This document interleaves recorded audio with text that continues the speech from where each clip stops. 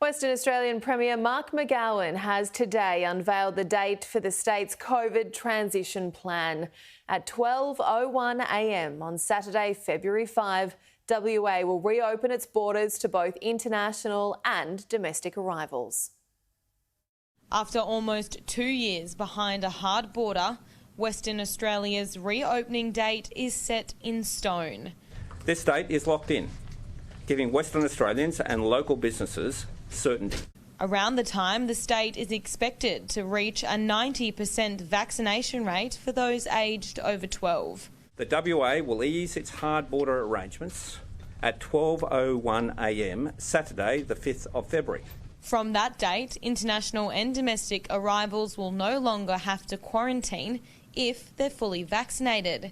Visitors will be required to take a PCR test 72 hours before arriving and a second on day 2 and 6 after entering the state, while unvaccinated people from within Australia won't be permitted.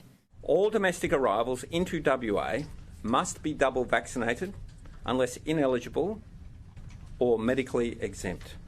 WA's roadmap has been highly anticipated after being the last state or territory to set a date. For many, it's a day which can't come soon enough, full of warm reunions and travel without the fear of border closures. For others, this is an announcement that will cause great concern. They or their loved ones may be immunocompromised. Some will be worried about their children or their older parents. The past 2 years have been good to them, while they have seen a pandemic claim millions of lives around the world. Upon opening, some restrictions will be reintroduced, including mask wearing when visiting a hospital or aged care facility and when using public transport. At transition, we will not require capacity or gathering limits.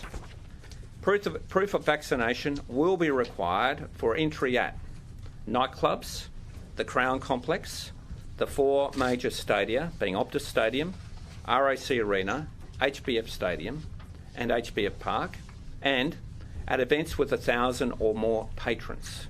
Despite the date, the Premier's message remains the same. When the virus comes into the state, and it will, the impact on the unvaccinated will be devastating. I implore anyone who is not yet vaccinated, regional or otherwise, to come forward and roll up for WA. The countdown has begun, with just under 2 months until WA's border opens for good. Holly Edwards-Smith, Sky News, Perth.